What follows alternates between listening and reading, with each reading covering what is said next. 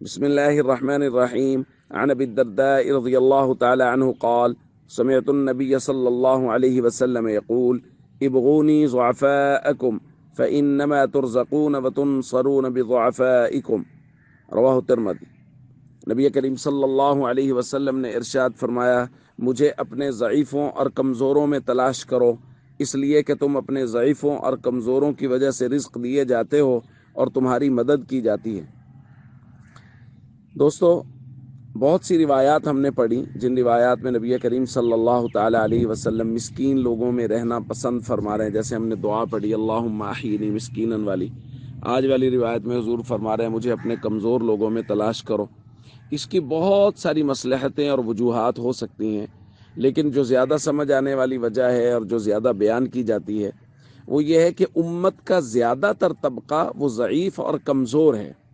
امت کا طاقتور طبقہ یا امت کا وہ طبقہ جن کے پاس مال کی فراوانی ہے، مال و دولت بہت زیادہ ہے، وہ لوگ بہت کم ہیں۔ زیادہ تر امت کے لوگ وہ کمزور ہیں، ضعیف ہیں، ناتواں ہیں۔ تو حضور علیہ الصلاۃ والسلام نے ان لوگوں کی دلجوئی کے لیے حضور علیہ الصلاۃ والسلام نے فقر کو اختیار کیا، اور یہ اختیاری فقر تھا حضور علیہ الصلاۃ والسلام کا، کہ حضور علیہ الصلاۃ والسلام کے ہاں جو کھانا نہیں بن رہا، جیسا کہ ہم نے روایات پڑھی، یہ ساری کی ساری اس وجہ سے ہیں کہ حضور نے خود اس بات کو اختیار کیا، وگرنہ اللہ کی طرف سے تو کہا گیا تھا کہ اگر آپ کہیں تو مکہ کے پہاڑ سونے کے بنا دیے جائیں۔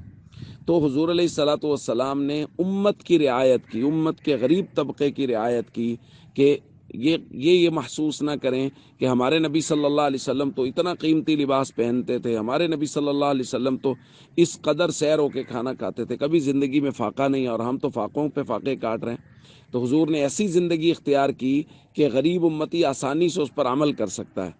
اب حضور علیہ الصلاۃ والسلام نے تو اس امت کے لیے یہ کیا، اور یہ امت کیا کر رہی ہے؟ مطلب کسی غریب آدمی سے، ریڈی بان سے بھی پوچھیں گے تو وہ کہے گا ہو بھئی نماز کے لیے تو وقت نہیں ملتا، مزدور سے پوچھیں گے وہ کہیں گا نماز کے لیے وقت نہیں ملتا۔